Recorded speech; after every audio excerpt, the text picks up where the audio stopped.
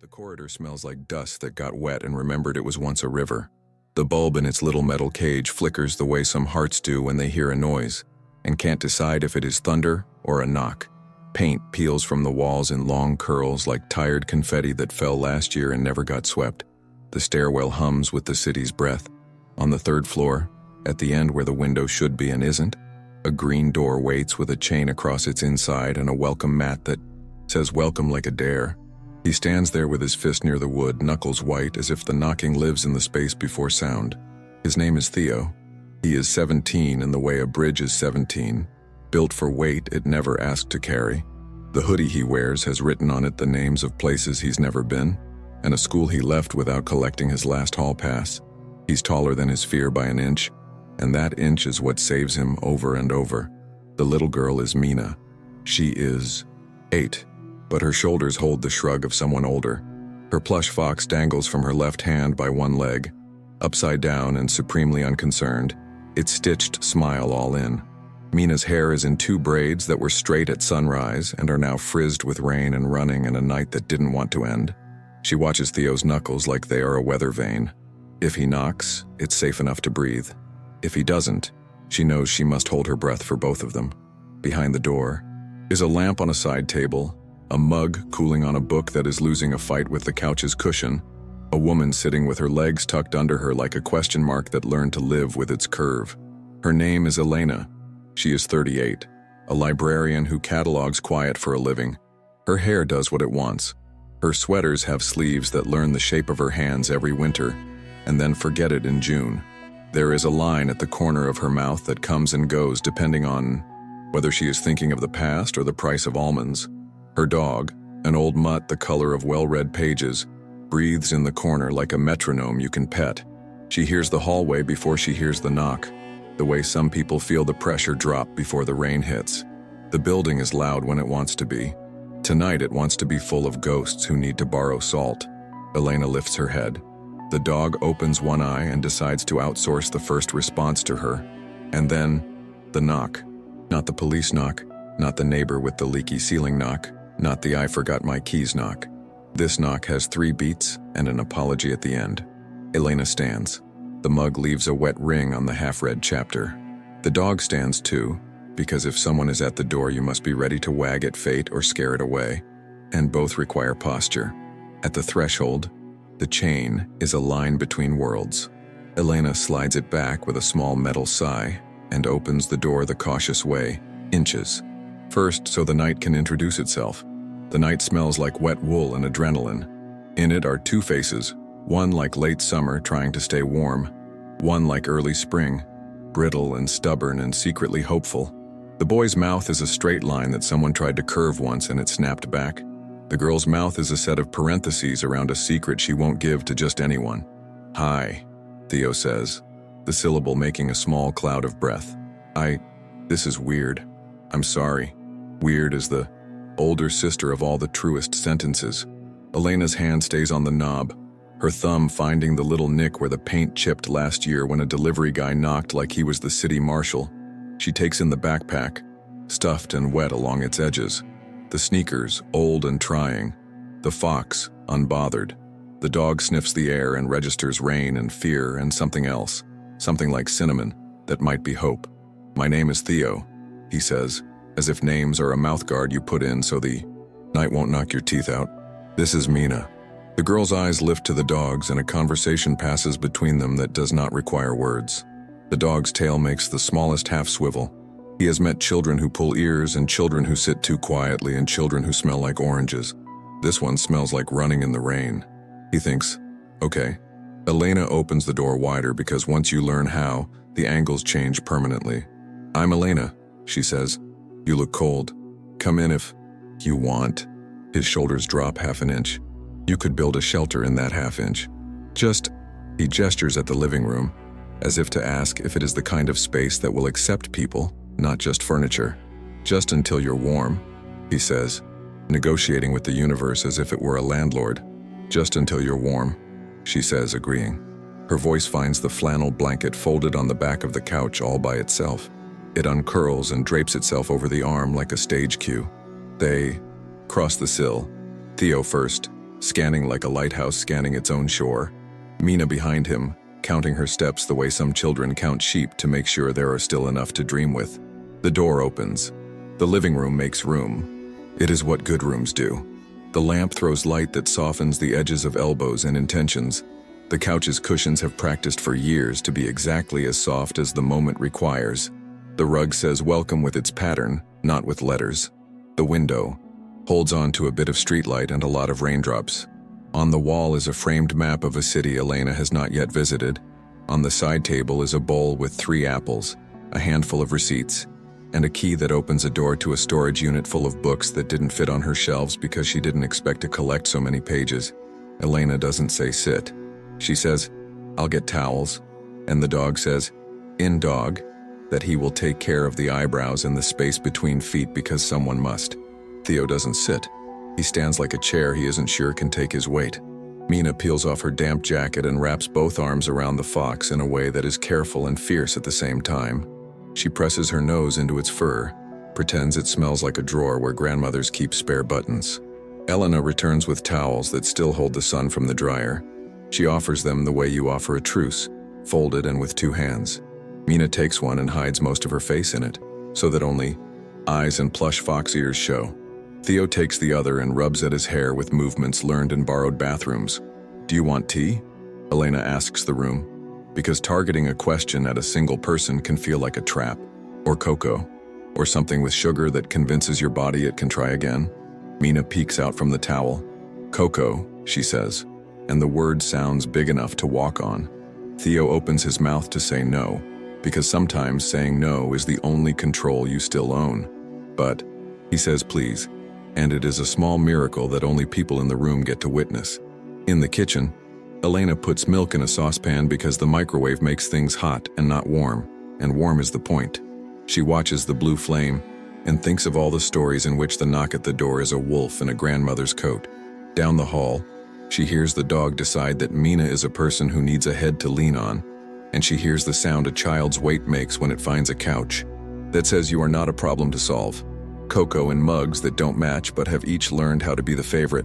She carries them like small moons. Steam threads the air. She sets them on coasters because some rituals survive even storms. Theo wraps his fingers around the mug and doesn't drink yet, because warmth through ceramic is proof all by itself. Mina sips and closes her eyes and lets it be the whole world for 10 seconds. The dog slides his head under her small hand like a drawer that knows how to open itself. Mina's fingers find an ear and begin the ancient rhythm of comfort. "Okay," Elena says softly. After the first sip, silence, and the second sip, silence, and the look around without losing your place, silence. "Do you want to tell me what would help?" She leans on what would help instead of what happened, because one keeps people where they are, and the other drags them through rooms they didn't pack for. Theo looks into the cocoa like he expects to see a map. "We don't..." He stops, starts again. "We need it out. For a night." He adds the qualifier like a lawyer in a courtroom where the judge is possibility. "We won't." He drags the towel along the side of his neck. The skin shows a mark that could be a bruise or a memory. He turns slightly and the towel turns with him, a cotton accomplice. Mina speaks without lifting her head. "We were supposed to go to Aunt Bree's," she says quietly. "But Aunt Bree's boyfriend has a voice that hurts." The sentence sits in the room like a wet coat someone doesn't want to put on and doesn't know where to hang. Elena nods. She has shelves in her library that hold the stories people return late. She knows that sometimes people live inside overdue books. "You can stay tonight," she says, and watches their shoulders both try to hide the relief. "Tomorrow we will figure out what would help next." Theo shifts. "We don't..." He aims again, and finds it this time. "We don't want trouble." Elena thinks, "I don't know how to do trouble anymore without opening a book." She says, "I don't either." And it's the truth. The dog sighs, which in dog means, "We have decided." The pack is bigger. Elena moves to the hall closet and pulls down the spare set of sheets and the old quilt her grandmother made from long dead shirts and dresses. The quilt smells like cedar in last summer. She shakes it gently, and it ripples like a lake. "The couch is a good sleeper," she says. "It doesn't complain, and it keeps secrets." Theo says, "I'll take the floor, because brother is a noun with a code under it." Elena looks at him. at the shoes still damp, at the hesitation that wasn't born with him, at the insistence that he must be a roof and a wall. "The couch is for whoever falls asleep first," she says. "House rules." Mina buries a smile in the dog's fur. "Then it's mine," she declares, "because Coco plus dog equals gravity." Theo breaks, not in a way that makes noise. In a way a hard shell hairline cracks so a seed can find the light. He exhales something he's been holding since last Tuesday or last year. "Thank you," he says, the vowel long and honest. Elena brings extra socks because it's a superstition in her family. Warm feet make better plans. She leaves them on the table without comment.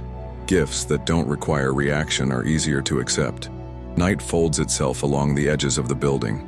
Rain walks downstairs and out into the street, tired of arguing with glass. The dog settles by Mina's hip and dreams dreams dogs dream. Fields, hands, thunder arriving far away. Theo lays on the rug with his backpack under his head, as if running again might be necessary before morning, and you don't want to be caught without what you can carry. Elena drapes the quilt over his shoulders anyway. It smells like a place he forgot and remembers all at once. She turns off the lamp halfway and leaves a little glow, because dark is too complete a sentence. Breakfast with promises. Morning makes things more complicated and more possible. Sunlight sneaks across the rug like a cat that knows where the good spots are. Outside, the city laces its shoes and goes to find coffee.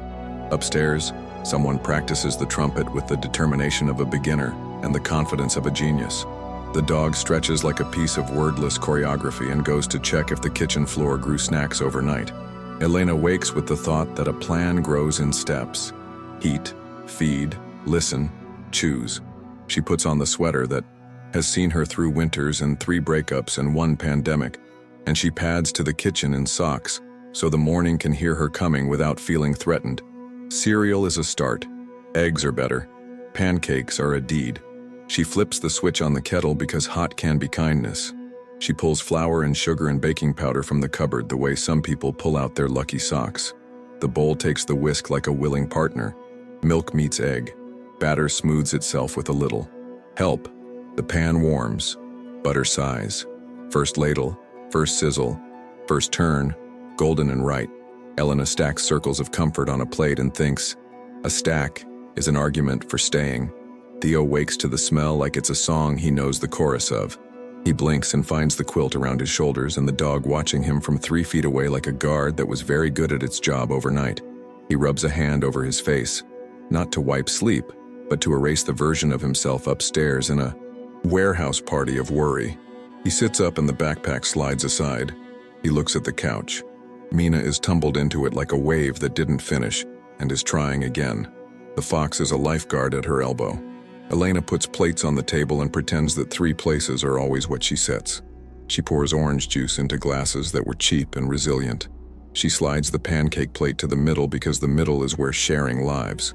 She sets syrup next to it like punctuation.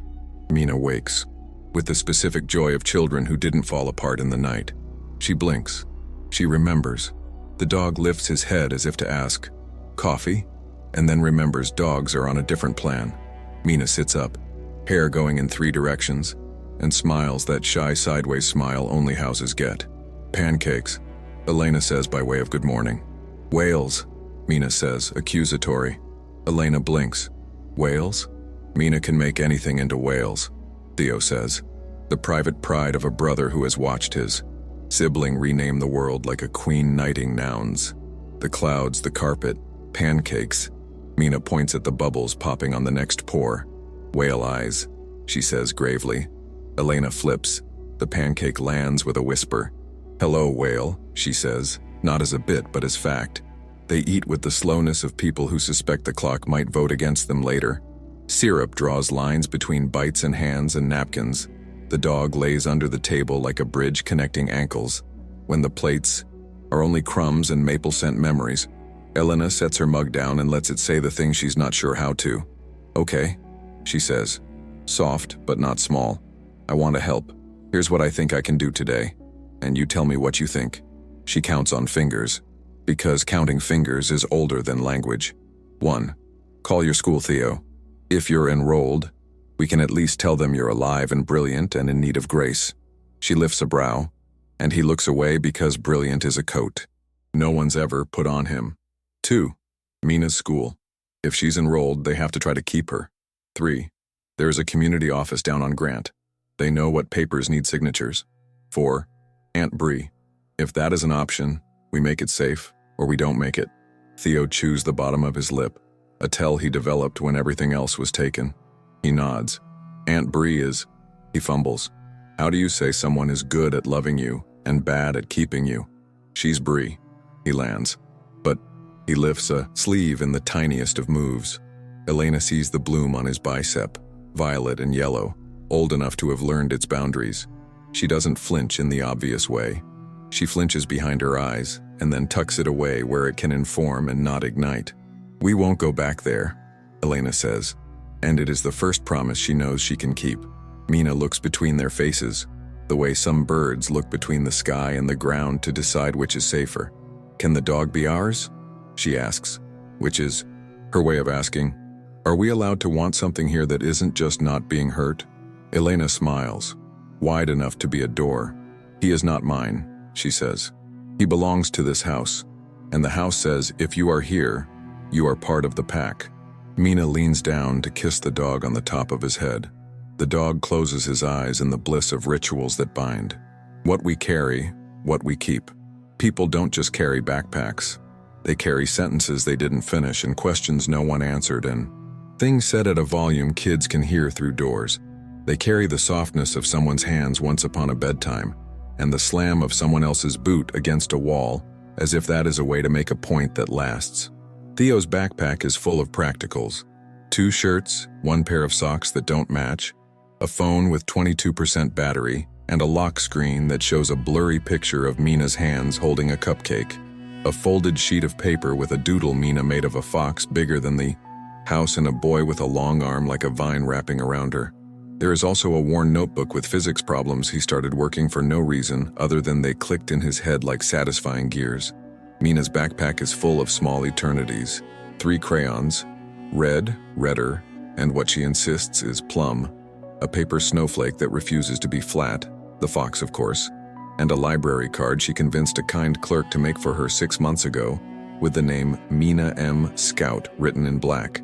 Marker as if that middle initial belonged there naturally. Scout is the fox, but also it is what she is. Elena's bag holds a ring of keys heavier than it looks because it opens more than locks. The library, the storage unit, the bike downstairs, the mailbox that brings bills and sometimes single postcards from friends who remember to leave the weather out of their words. There is also her grandmother's recipe card for soup, written in a hand that loops like cursive trying to be vines. They go out into the day as if it were a book whose table of contents includes them. The first stop is the school nearest, Mina's. The lobby is bright in a forced way. Posters shout about reading and kindness in fonts designed by adults and tolerated by children. The secretary is a woman whose earrings say she has plans beyond this desk and whose eyes say she will make you fill out the blue form, even if the world ends on page 2. Elena steps forward, not with authority or apology, but with the weird confidence of people who know libraries always eventually find the book. Hi, she says. We're trying to make sure Mina is okay to attend while we coordinate. She is careful with words like guardianship because they come with papers and a smell of fluorescent lit rooms where chairs try to be gentle and fail. The secretary looks over her glasses, catalogs Theo's posture, Mina's braids, Elena's sweater. She has seen love in 1,000 configurations, and she tries to err on the side of it when possible. Do you have her enrollment? She asks. Theo produces the crumpled proof like a magician pulling out his last coin from behind his ear. The secretary smooths it with 2 fingers, the papery equivalent of a kind hand on a forearm. Okay, she says. We can work with this. The counselor will want to talk. She adds, do you have a temporary guardian form? And Elena says, we will by tomorrow. And the secretary says, okay, again, and puts a little flag in the day in her head so she remembers to be the person who believes one more time. The counselor appears as if summoned by hope. She is 35 and tired in the precise way the caring professions carve tired into you. She has a voice that doesn't startle squirrels. She invites them to her office where a plant sits on the windowsill and does its best to be what plants are in rooms without enough sun. She crouches so Mina's eye level meets her hairline. "Hi," she says to Mina, not to the adults. "I'm Sadie. That's a very excellent fox." Mina nods. "He is Scout," she says. "He knows how to read the library sign and the bus number. He does not know cursed words, but he knows when they are near."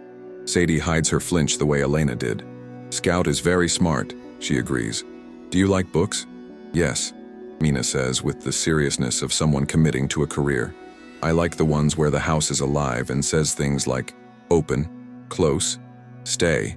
Sadie glances at Elena, a small question curling at the end of her eyelashes. Elena slides into the chair like someone who has decided to sit inside the question and answer it with staying. "Mina can come tomorrow," Sadie says. "We'll keep her when you're at the office. If anything needs a signature, I'm allowed to take a phone call from a temporary guardian when the universe understands it's doing its best." Her smile is a note pinned to a backpack. "You've got this. Theo," she says, turning to him. "Are you in school?" He picks at a stray thread on his sleeve. "Was. I can be. If." He swallows. The "if" does not make it out of his throat because he remembers. If he's wanted. He clears it. "I can be," Sadie says. That is sometimes the bravest sentence. She writes something down on a sticky note as if it were a spell. "We can request records.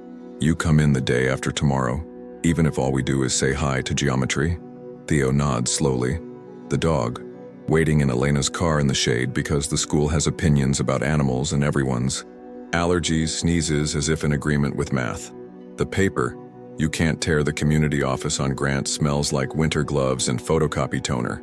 A bulletin board holds flyers for food pantries, legal clinics, dance nights, grief groups, yoga with toddlers. The man behind the glass has a beard and a stamp that makes official noises. He smiles like someone who knows the utility of snacks. Elena takes a number. Theo sits. Mina stands because chairs are traps until proven otherwise. They wait, with the rest of them. A woman whose mascara holds on like a choice. A man holding a stack of letters he doesn't know how to answer. A girl in a soccer uniform with grass on her knees and fury in her chin. Waiting rooms are the true city squares. You measure a place by the way its waiting rooms treat its people. "Number 42, the speaker says, and voices rise to compare digits like birds verifying coordinates. Elena takes Theo's hand without noticing she does it. She stops without letting go. At the window, the man with the stamp says, "Hi, I'm Marco. What can we do for you today?" He looks at Elena, and then at Theo, like the answer might come from a different direction. Elena considers her opening. "We need to make it easy for a school to say yes and a doctor to say we did it right." She smiles, that involuntary smile that betrays people who practice niceness, until it becomes bone. "And we need to make the house legal. Temporary guardianship, I believe, is the term we're choosing. Today." Marco blinks at the word "we." Because we whispered by an adult in a child's presence can mean harm or safety depending on everything. Here it means, my hands are not the only ones. "Okay," he says. "Okay, we can do that. It's called a temporary care agreement. It says you can sign so the child can go to school and see a doctor and all the things children should do routinely and without a circus." He rummages. He finds the right flavor of form. He produces it like a magician, except the magic is literally bureaucracy that works. "We'll need a parent or legal custodian to grant you that permission." Theo's shoulders shift. "Our mom is in..." He chews the sentence because the truth is always chewy. "She's in a program for..." The fox looks at him from Mina's grip. It is a stuffed toy, but it is also a permission slip. "She's trying," he says, and the weight on trying is both pride and plea. Marco nods without pity or praise. "We can do two things," he says. "One, I can call her with you and we can get a verbal for the initial step. 2, we can schedule a notarized signing when she's allowed to come or when her counselor can come with papers. We can also appoint a secondary adult as a backup. That way things continue even if Elena has to." He pauses, searches for a metaphor inexpensive and true. "Catch a bus." Elena exhales. She didn't realize she was holding it. "I can be first and we can ask." She looks at Theo. This is his call. "Is there another adult you trust?" The Word trust is a slippery fish, but sometimes it flops into your lap if you hold still and honest. Theo's eyes go to the window where the light finds dust and gives it independence. He thinks of Mr. Niles, the janitor at his old school, who taught him to fix the hinge on a locker with patience instead of force. He thinks of the neighbor on 2, an old man named Jonah, who feeds the pigeons crumbs and philosophy. He thinks of Aunt Bree and the boyfriend with the voice that hurt. He thinks of a music teacher who once said, "You keep better time than you think," before she left for Ohio with a cat in a carrier and eyes that regretted leaving kids behind. "Jonah," he says. On 2, he knocks on the ceiling when the beep is low. Marco writes Jonah in block letters. "We'll go say hi to Jonah after this," he says, assuming he is a fan of ceilings and children, which, by your tone, I believe he is. They call Theo's mother. The line rings with the persistence of hope and the impatience of bureaucracy. On the 3rd ring, a woman answers. Her voice is tired in the way training your brain is labor, sore and proud. "Hello?" "Hi," Elena says. "Hi, I'm Elena. We met by implication. I'm with Theo and Mina. We're at community services and we'd like to designate a temporary care agreement so I can sign for school and doctors." Silence. It has weather in it.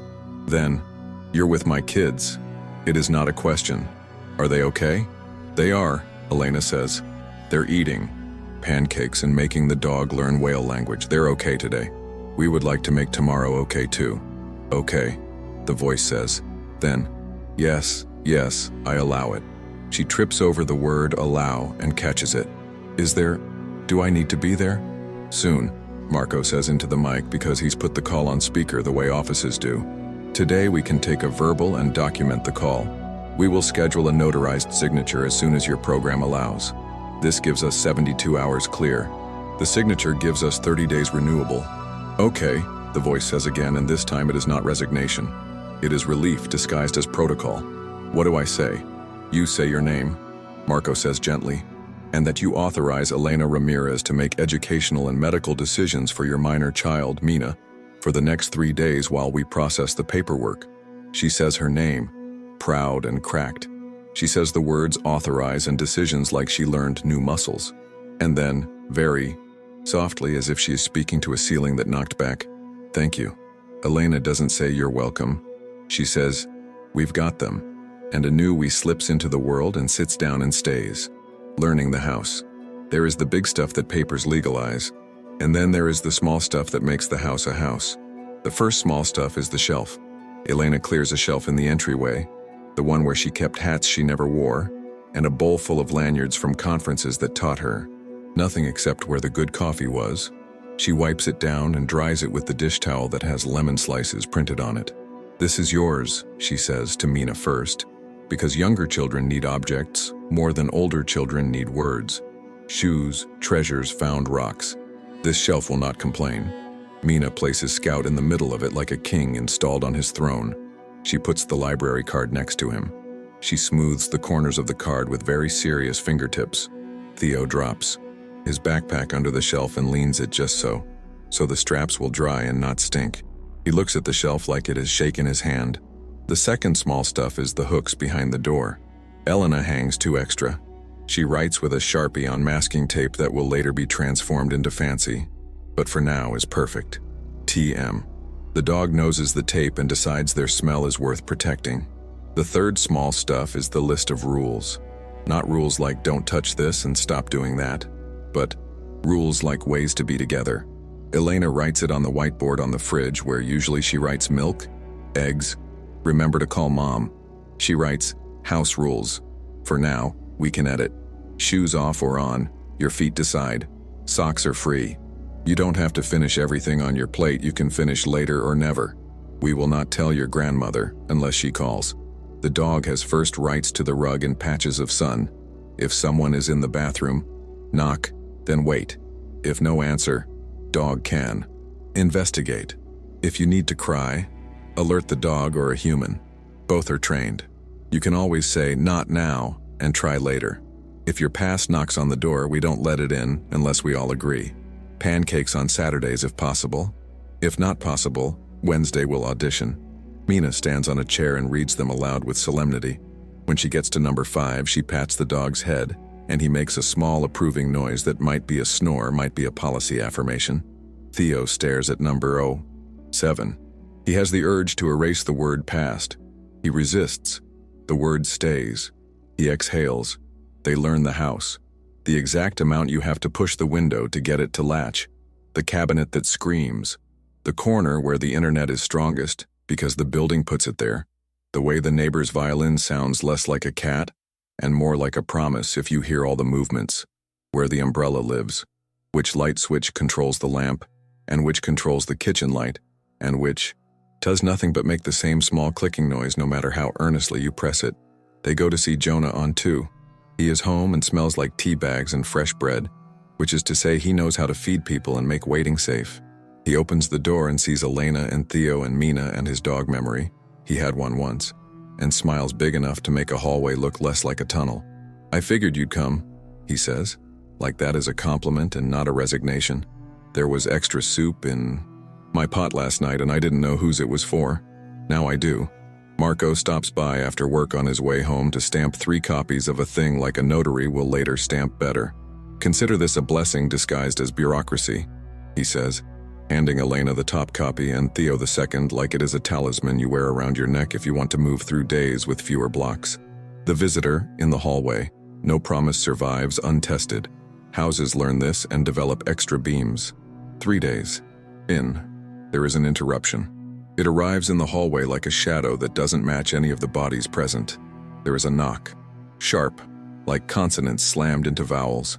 Elena freezes because she recognizes what arrives with it, the way air thins when a past tries to fit into a present that has grown larger than it was told it's allowed to be. Theo opens the peephole and sees a man he knows too well, jaw like a dare, eyes like the bottom of a bottle, voice already warmed up for control. Aunt Bree's boyfriend, Kyle. Hair shaved too short 3 days ago in a mirror that told him he looked like a decision. Jacket that smells like sour and expensive. He knocks again. The chain shakes. The dog moves to the door, not to menace, but to be there in case bodies forget the choices minds have made. Elena steps behind Theo and puts her hand on his shoulder blade, an anchor disguised as a touch. "I've got it," she murmurs. He doesn't move away. He doesn't move forward. He lets the contact be there like a plank under his foot when he steps to see if the bridge holds. Elena opens the door to the chain's limit. The hinge makes the metal sound that says this is far enough. "Kyle," she says, because naming a thing makes it smaller. He leans in like a weather system. "You have my girlfriend's niece and nephew." He says niece and nephew like unpaid debts. They need to come home. Now. Elena keeps her voice at tea water temperature. "Bree is not here," she says. "They were with her." He snaps and the words throw spit like rain on a hot sidewalk. "Which is my home?" Elena, who has learned to avoid actually, says instead, "They are safe here and will stay safe. We have papers signed by their mother. We have community support.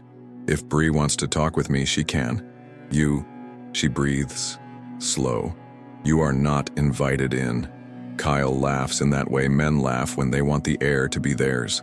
He steps closer so the chain pulls tight.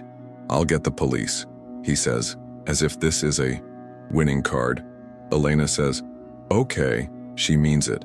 "Bring them. I will show them the papers and show them the children, and we will all have a nice conversation about what is in their best interest." "Do you know that phrase? Best interest?" Kyle sneers. "You think a paper means anything." His face does a thing men's faces do when they are about to offer a piece of their mind you didn't ask to borrow. "Girl," he says to Elena, missing her by 2 decades like a bad dart throw, "you don't know what you're getting into." The dog chooses this moment to yawn in a way that shows all his teeth. It is not a growl. It is a biology lesson. Kyle looks down. Dogs are immune to posturing. Kyle turns his gaze upward again and meets Theo's eyes, which are no longer looking away. The boy doesn't speak. He just holds the man's stare the way a shore holds a wave until it realizes it cannot get any farther. "What's your plan?" Theo says quiet. "When you break in? Is that your plan? That's what you were planning at Bree's last night, right? Break into the room where we were sleeping so you could tell us we were illegal in our own beds?" His voice doesn't get loud. It gets clear. No. No slams the door better than wood. Kyle's mouth tightens like a fist. He points a finger. The nails are dirty and the way engine work makes them. He drops his voice to a hiss. "This isn't over," he says, "because men always audition for villains in corridors and think they get the part if they say the line." He turns, shoulder checks the hall, and exits, trailing a fog of curse words Mina does not know on purpose. Elena closes the door. The chain rehooks. The dog sits. Theo's breath hitches once and then reconsiders. Mina steps from the kitchen and looks at them like the door pressed a pause and then let it go. "I don't like him," she says, which is diplomacy in the language of 8. "We don't either," Elena says. She looks at Theo. "You were..." She doesn't say brave because brave sticks in boys' throats sometimes. "Exactly right," she says. "We will tell Marco. We will tell Sadie. We will document the visit. If he comes again, we call Jonah, and we call the police, and we record everything, and we do not open the door." She wants to add, "I will bite him if I have to." She doesn't. She pets the dog instead. He wags. Same sentiment. Trial by signatures bureaucracy, when it functions, is simply a way to formalize love. It isn't always, but when it is, it can feel like someone made cloth out of air. The temporary care agreement becomes the 30-day renewable becomes, with a court date and a judge with a sense of proportion, a 6-month guardianship that says Elena's signature buys pencils and gets vaccines. Mina calls the judge Your Honor, in the way someone might call a teacher Ms., and Elena watches the judge try not to giggle. Theo tries on a collared shirt for the hearing in the mirror and decides he can swallow it if he has to. Elena ties a knot at his throat and adjusts it, half an inch, and says, "You are allowed," and his reflection looks like he does not entirely believe it and also wants to. Mina draws a picture for the court. It is a house with 4 stick figures, one with long hair, one taller, one small with braids, one with a dog face because that is how things work in her head. She adds a shelf by the door with a fox on it. She colors the door green. She draws rain outside, but only on one side of the paper. On the other, there is sun. They sit on hard benches and wait their turn while other people argue about money and mercy. The judge calls their names as if she is singing them. Elena stands, knees only a little stiff. Theo squeezes Mina's hand. The dog does not attend because courtrooms are allergic to common sense about dogs. Jonah sits behind as a witness with a hat that makes him look like an old photograph in a museum about kindness. The judge says, "We are here to talk about a temporary guardianship, education, medical, limited. Monetary decisions for household necessity, with parental consent obtained through program supervisor verification. Is that correct?" Marco, now wearing a tie that looks like he asked it to behave and it almost did, says, "Yes, Your Honor." The judge looks at Elena. The gaze is not cruel. It is heavy with the job. "Are you aware this is a commitment?" she asks. And everyone in the room who has ever taken in a child hears in commitment the secret words of laundry, of rides, of days when... Everything is laundry and rides and nothing is easy. "Yes," Elena says. She thinks of the shelf, the hooks, the dog's sigh, the way Mina says wails, the way Theo says please like he just learned a new language. "Yes." The judge looks at Theo. "Do you want this?" she asks, not as a trick. As a permission slip he can refuse. He squares his shoulders. He leans into the microphone too much and it pops when he breathes and someone laughs because teenagers are a genre and microphones are not their friends. "Yes," he says. "I want Mina's school to not send her home when she forgets who is in charge. I want a doctor who doesn't ask for a card we don't have. I want..." He glances back at Jonah, who winks like a man who used to be a boy who stood where this boy is standing. "I want to finish something." The judge's face does a thing. There, like a cloud moving off the sun. "Okay," she says, and it is both a word and a blessing. She signs. The pen knows this signature well. It enjoys making it. They step outside into a day that holds itself together with hope and duct tape. Elena wants to sit on the courthouse steps and eat something that tastes like winning. Theo wants French fries. Mina wants to see the library lion. Jonah wants a bench that's in the sun. The dog wants all of the above, if possible. Winter of small miracles. Winter slides in like a tired uncle who brings gifts you didn't ask for and still loves watching you unwrap them. They learn to layer. Socks, then another. Pair. On the shelf by the door, hats. Mina tries them on. One is floppy and says she is a gardener. One is too small and says she is a memory of kindergarten. One fits exactly and says, "This head belongs here." Small miracles stack. Theo's record arrives from the old school without a fight. It says things like absences and tardies in a font that thinks it is an indictment. Sadie reads between the lines and sees an older brother making breakfasts while people slept off last night's yelling. And an older brother taking a girl to school in boots and no backpack while he ran home to get his. An older brother who did not stop caring because the margins filled with other people's mistakes. She says, "We will restart, second semester, algebra, English, physics, because I saw the scribbles in your notebook." And he does not blush because he is too old for that, but his ears do something red. Mina falls in love with chapter books that involve houses that are alive. She builds one out of cardboard, in the corner of the living room. Elena gives it a doorbell, which is a string with a bell from her grandmother's tree. The dog refuses to fit but lays beside it like a guard dragon that has mellowed. There are bad nights. Kyle returns once, quieter, snakier. He leaves a note on the door that says "you owe" and no name, as if ghosts can collect. Elena photographs it and texts it to Marco, to Sadie, to herself, and then tears it up, and the dog eats one piece because who doesn't love metaphors made literal?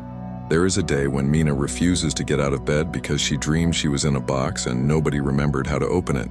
Elena sits on the floor and reads the instructions for assembling a bookshelf out loud until the girl climbs out, because the IKEA voice is funny and because it turns out the box was fear and the screws were love, and sometimes you can build your way out of panic. There is a night when Theo goes to the roof and Elena finds him there. Not on the edge, but not on the edge either. She doesn't say the things you say when you think someone might jump. She says, "It smells like snow," and that's enough to make him look up and smell it too. It does. He says, "I don't know how to live here," and doesn't point, because here is not the roof, it is the life. Elena says, "Me neither, but I have a spoon and a dog and a chair that doesn't give up."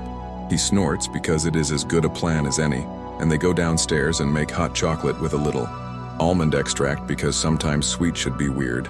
There are good days. Mina learns to skate on the patch of ice that the city forgets to clear, and Jonah insists is his front lawn because he throws seed there and the pigeons have signed a lease.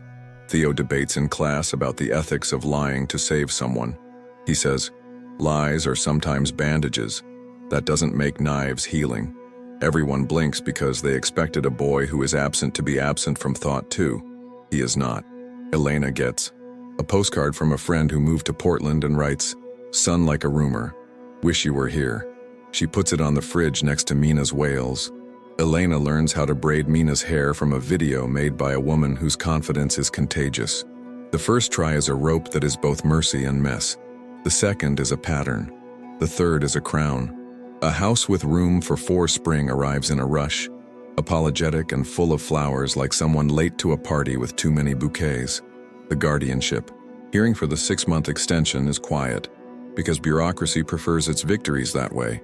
Theo's mother comes, with a counselor at her elbow and a new steadiness in her voice. She is not ready to be a full-time mother again. She is ready to be a mother today, and the judge knows the difference is everything. "Let them stay with Elena," she says, and the way she says "let" is a gift. "I will be here. I will call. I will sign. I will show up." And she does. She walks Mina to school on, Tuesdays now, and they stop to look at the puddles and name the reflections. Kyle does not come again because a restraining order knows what doors it belongs to.